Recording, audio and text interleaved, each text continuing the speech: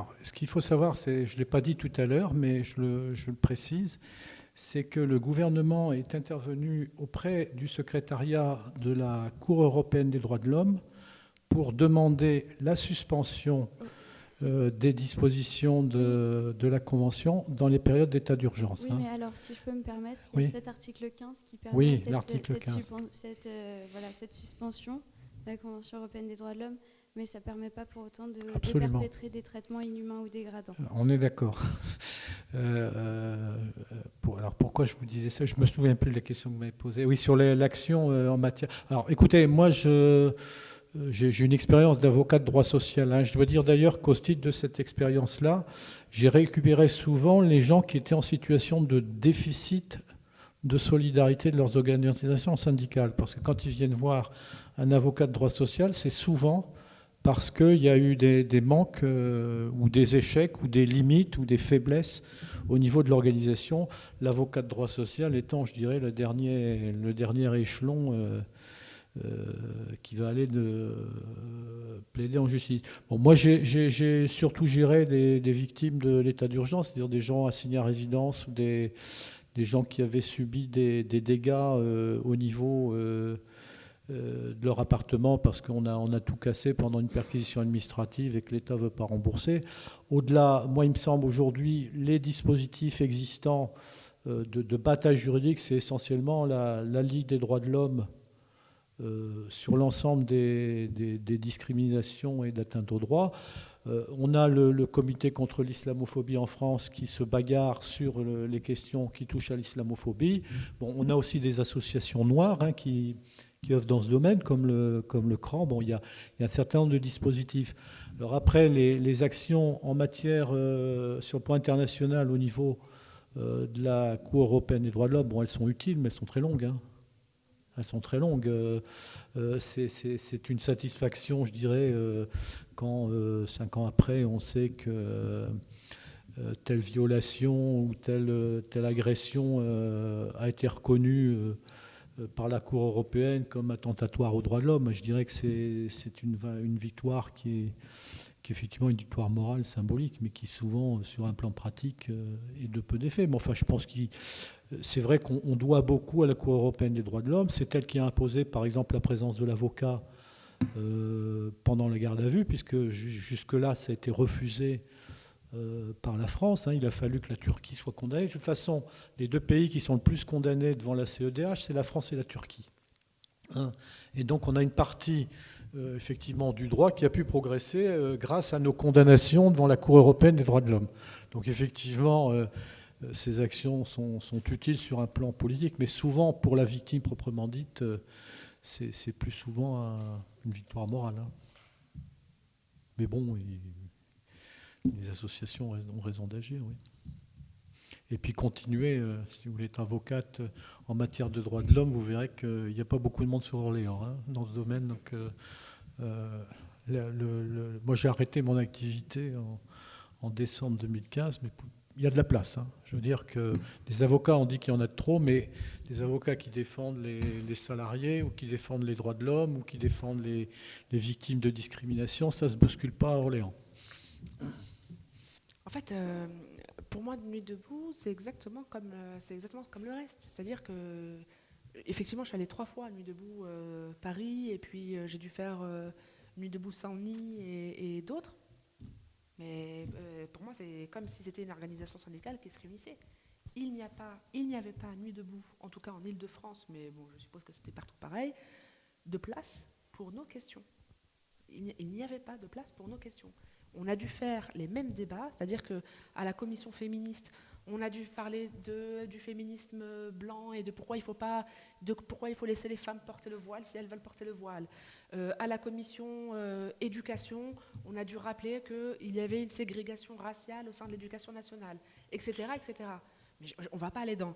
C'est pas parce que certaines personnes ont décidé de se réunir et d'occuper la place que nous, on doit aller les rejoindre et faire comme si on allait mobiliser les quartiers populaires, pour 2 raisons. La première, c'est celle que j'ai dite tout à l'heure, on n'est pas là pour faire de la pédagogie. On n'est pas là pour faire de la pédagogie et aider les gens qui veulent travailler sur ces questions-là à travailler sur ces questions-là. Il y a Google. Ça, c'est la première chose. La deuxième raison, c'est que personne... en fait, ce que ces mouvements blancs attendent, ils vivent dans une illusion qui consiste à croire que quelqu'un ou des personnes arriveront à mobiliser les quartiers populaires. Personne n'arrivera à mobiliser les quartiers populaires. Personne. On parle de 12 millions de personnes. Personne ne parviendra à mobiliser les quartiers populaires. Les quartiers populaires, ils se mobilisent quand ils veulent, sur les sujets qu'ils veulent. Et en l'occurrence, ils ont d'autres priorités que celles qui sont que celles des partis, des organisations politiques ou syndicales traditionnelles. Enfin, je veux dire, ça, il faut se le mettre dans la tête une bonne fois pour toutes. Ça se mobilise sur des questions qui ne sont pas celles du mouvement syndical ou social blanc. C'est-à-dire, et on l'a bien vu, les manifestations contre la loi travail étaient majoritairement, très majoritairement composées de blancs. Très majoritairement composées de blancs. Alors on s'est posé, moi j'ai pas forcément la question, mais il faut peut-être aller chercher aussi des réponses du côté du chômage qui est beaucoup plus, qui est énorme dans certains quartiers populaires où il atteint les 40-50%. Il faut peut-être aller chercher les raisons du côté du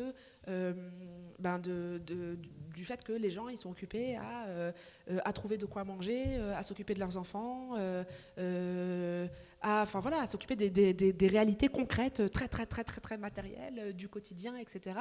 et qui ne trouvent pas leur place, dans ces réunions-là, tout simplement. Donc, non, pour moi, Nuit debout, c'était très bien. C'était très bien dans le sens où je pars du principe que tout ce qui fait mal au Parti socialiste est une bonne chose. Et je sais que Nuit debout a fait mal au Parti socialiste. Donc, moi, je ne fais que... Je suis contente quand je voyais les gens de Nuit debout. Je leur disais, continuez de vous réunir. En revanche, vraiment, croire que sans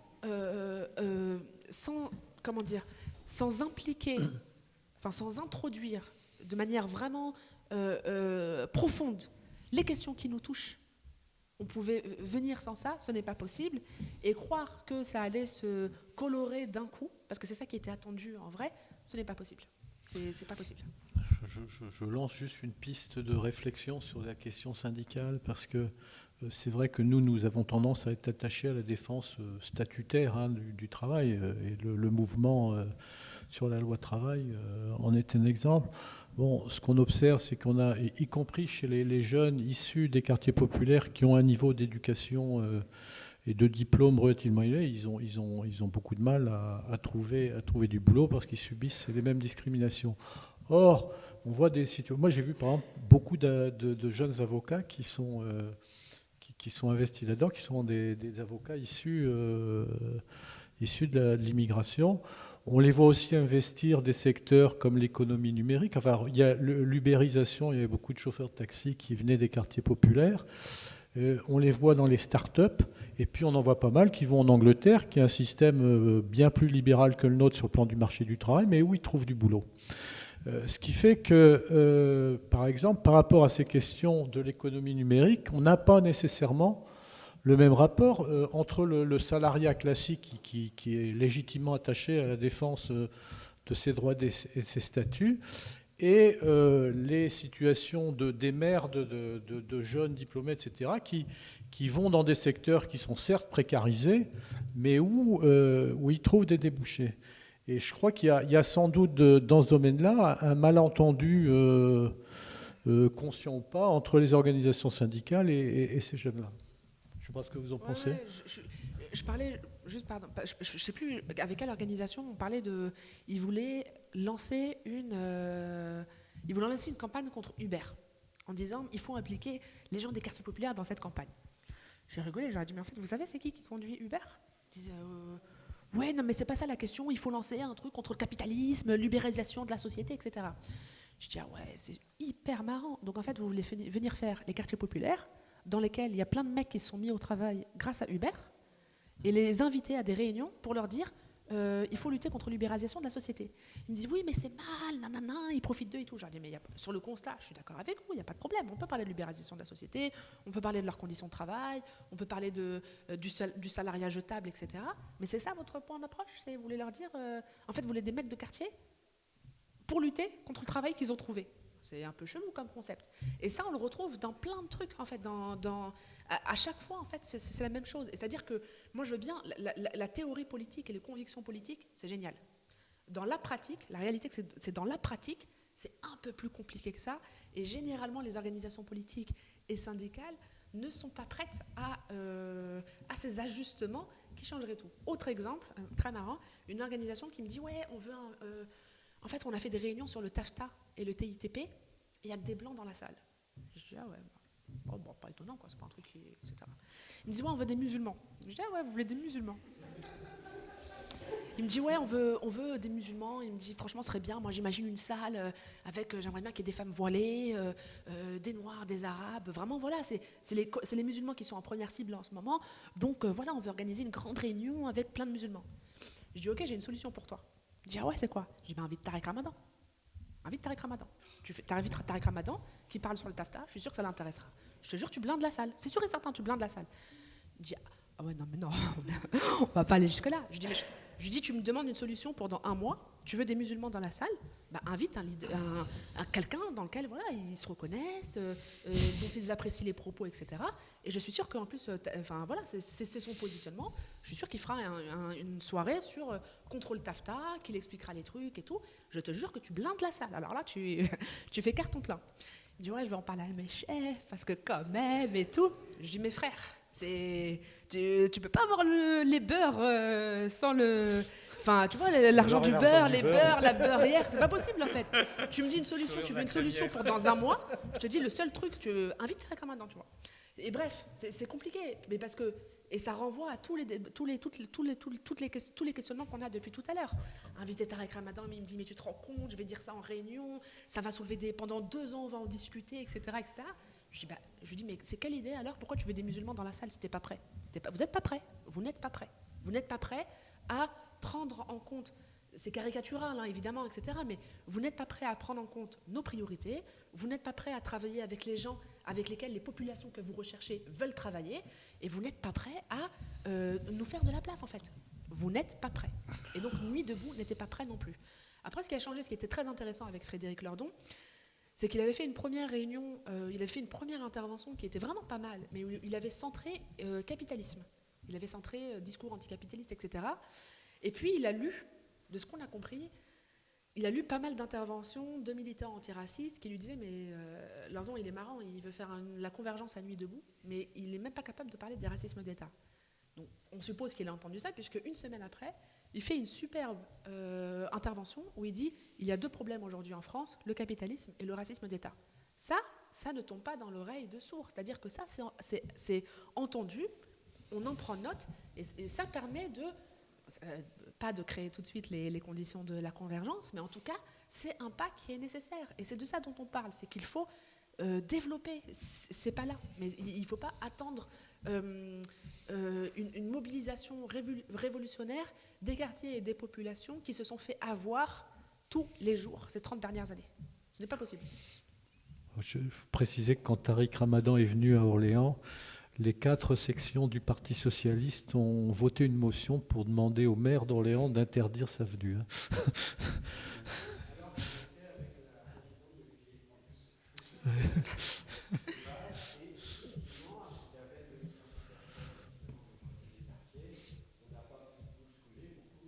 Ceci dit, j'avais fait un papier dans Max Centre là-dessus. Ils ont explosé les compteurs. Ils ont eu un succès publicitaire. Mais ça c'est une réalité en fait. Je veux dire quel que soit l'avis qu'on a sur Tariq Ramadan, c'est une réalité. C'est-à-dire que c'est une personnalité dans laquelle qui crée un point d'identification très très fort avec de nombreux habitants des quartiers populaires et qui remplit les salles.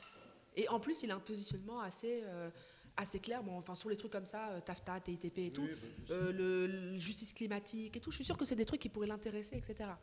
Et les gens, vous voulez remplir une salle, vous appelez Tariq Ramadan. Il n'y a que lui qui peut remplir une salle aujourd'hui.